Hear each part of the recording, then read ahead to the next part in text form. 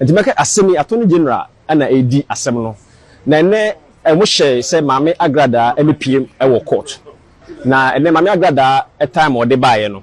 Meka se de danda nyina nkobi e bank fa me entrance no ene enye ho no na Mame Agrada e faaye. Ege se obi anya kwanya enhu no ana o de camera kwa e de akoto no so. Na ene Mame Agrada e begina ebo ne dini obegina mu ne busan se Mame Agrada na o lawyer e wo henfa. Ana si court man kwan se onfa nani enhwem se lawyer ne to wo no ma Mame Agrada twa ni bonkum ni nifa na se lawyer o twitwa e de age no no ene wa mepiem e wo court ana se wa ma court ana because of say Mame Agrada the court case no lawyer na ntimi ama ene we ntimi anya no so mbo omma Mame Agrada akwanya court ne pardon Mame Agrada se wo lawyer ntimi anya de ntimi ama enti no ye be pardon se de yeni Mame Agrada se we nipa kokko wo breka makama ahwe ne videos ni bia Mame Agrada kokko no ye Mame Agrada wa etuntum enti ene the course no ti court wa hyese nyame ya adoma on the 2nd December ana momla na new judge na se obetena o court mo no hyase na se assembly no entimi enkoso wa kan se ne Mame Agrada wo ba court se bi hu Agrada wo yembehye Agrada asesa no so asaye mo bopa ye fe bi the plead for bargain and one of that so ginem asem de me ka se me fan chen na me ko me ache demu me se embra enya adwuma e won panifo ne atiti ni abrempon a embra e no mako she prison Agrada is not more than them enti embra ni ndi cause Mame no o ye ne mama ne tra so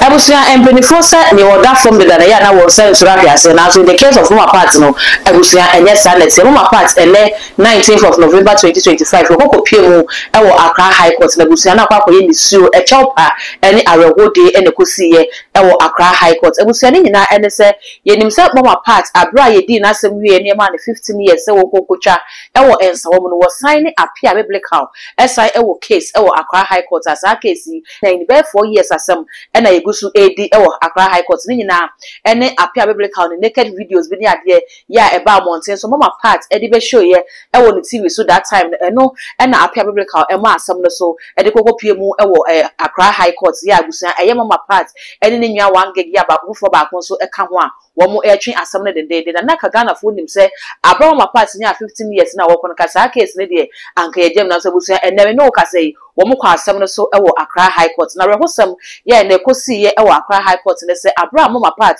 ekopie mu ewo court dem ho no Mama Part twene ne hwe benkum hwe nifa wo hwe poye hwa atoya na lawyer fo a ejine mo twitwaje no abusia wo mo ampie ewo court ho no ma kokko ye kwantem kro ya Mama Part eni ni kunu asiama pe ene kopie mu ewo court ho na abusia se na Mama Part homo bra na aye ni nisu na what ne eno ena judge ni na so se lawyer ama enti wa pardon Mama Part na wasan atu asam no akwakohye 2nd December 2025 so won kwai na won na lawyer for enko kasa na 2nd December no dru ha wo mu atimi aba sa brede Mama Part ekotojugu from nsa da nsa yam ya abusuya wo papia biblical church sen ka asam ne be ya anka be ya wonyam tine court ka asam ne be kan say plea bargain no enu bi ne Mama Part ekoye ewo court na abusuya ye be court dem ho ne akwakohwe ne ekosi ye ewo Accra High Court ene eye too much GH eno libu so hwe mesre se obemi subscriber to no se ya kai se o de be o ne be kan wo se ne be na upload to be one first person ya wo sabirika ka abusuya mayenko ne hwe se ne ne echegu ye ewo Accra High Court so biem ye ba ebipie mu ewo eye Accra High Court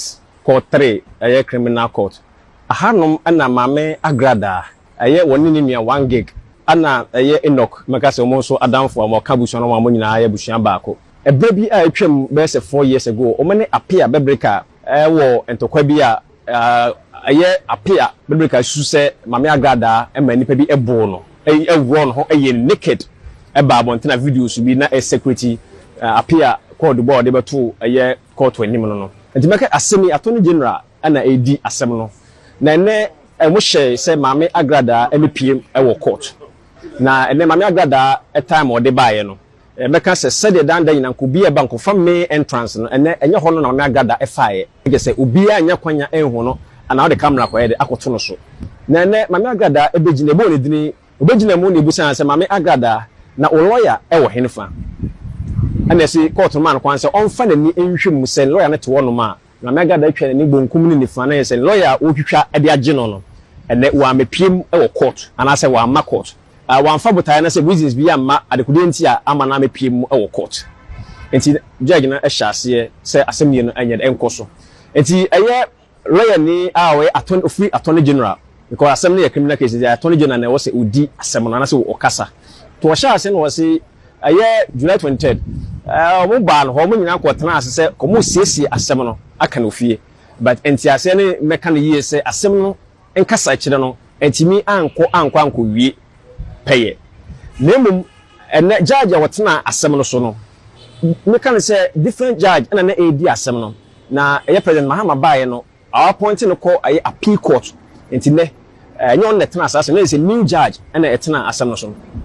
na because of say Mame Agrada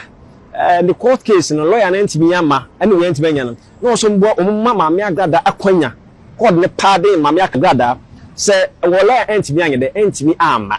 enti no ye be pardon ne munyame ya aduma 2nd December bo modern say na wo kono time Mame Agrada opie free room a obegina adaka mu no afena mafokra su say nyono na ene amanfo bebre ayam ahyiwom me amene wo kasa kura me yam ahyi ne bi ade entia sede yeni Mame Agrada se we nipa kokko wo bere kama ahwe ne videos ni bia Mame Agrada kokko no ye Mame Agrada wa yetuntum na yentimi hu se bia ba bia wo no se president enti sede wo fie ene obi ane no bibia no ene nsuo no bibia benom na ensesan de abam enti ebetimi abase ebi kwa nam so eno na ama Mame Agrada ne kala na sesan na se no ntimi no enti se ampempem no kasa de ye Mame Agrada yinimu no se we nipa kokko a ogigi fefefe kama no ene ne kala na entisa nemu ne body ne de ogina na so ene na hoso a wode bepie mu a court obon duku ti se de maku oboduku fita wa shell long sleeves white ana wa hye ase no eye skirt a eye black kama Mame Agrada hu ne kunu onani age wo sere kama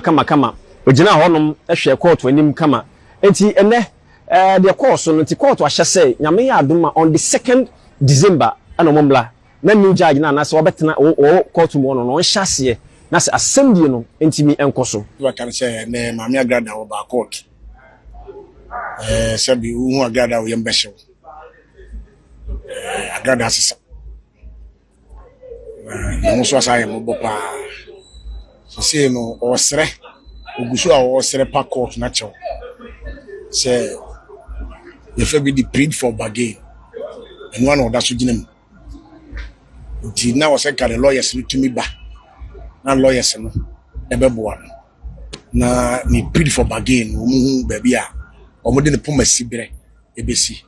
na ne lawyers ni nyina training na obi antumi ama court nti ma judge no se obitu asem no ahyeda na wa man benefit of doubt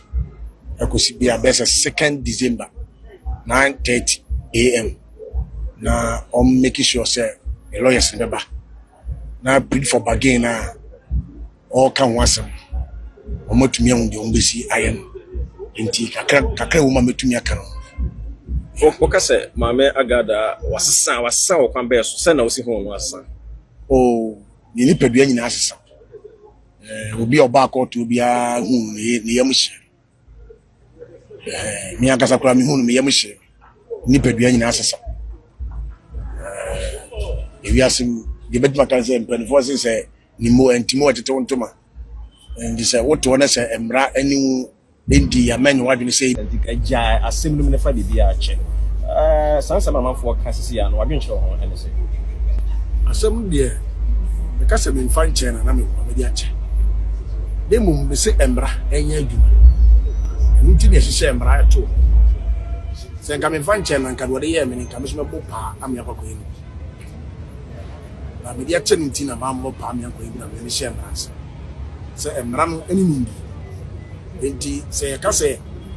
ye ma emra ne nya adwuma dia eni na wo mu prison wo mu edo makotum nyina ye nyina wo mu nyina ye fa che wo ye tin fa che ba kwa Agrada is not a special person than anybody in prison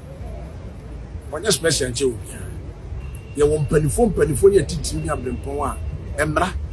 edo makoko she prison Agrada is not more than them enti embra ni ndi cause maame no o ye niema ma de tra so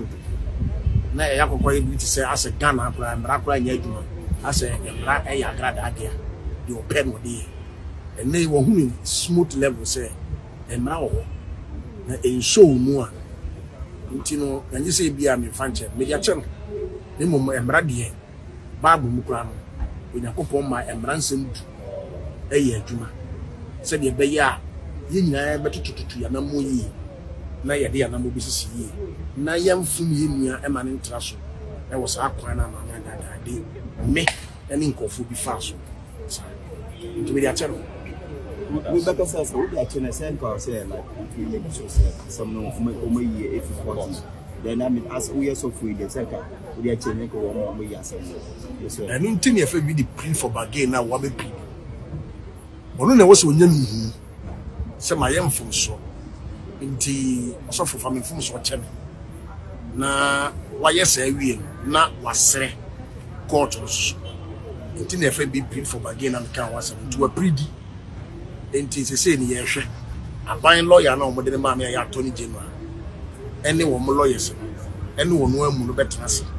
na baby a wo so mo enti abusia Accra High Court ne ensem no si ko ene ne Apia Biblical so edi to dwa eno ena yakwa akotie na ebi e kire se Apia Biblical be ya nkasem no wonye mfise wiase no so wo de asem cha na wo fa hwen so enche enti ka be ya saa brenye me papa tinam ne no kwa ya so twemua e de manis ka be ono ne case no enka wonya man ka bi so kire se dabi Bible se ne otwese kan no owuzo o se kan na boni bi so nche boni bi se wodi kan de ne bone na wonye no ho asotwe ani we so e wo se ye hwe na yedi asem na frenchim na ne se ne ezida no ye de enra na to wo se ne be na ebe yesuade e de ama afofo so aka ensremu ene adwenche ya Ghana fo bi che na busia me de ba beso me so wo so obeja adwenche e wo comment section ho e de ama me all the social media handles no e too much gh o subscribe like no wa share na afofo so e de bia hwemedin e de dark gold makra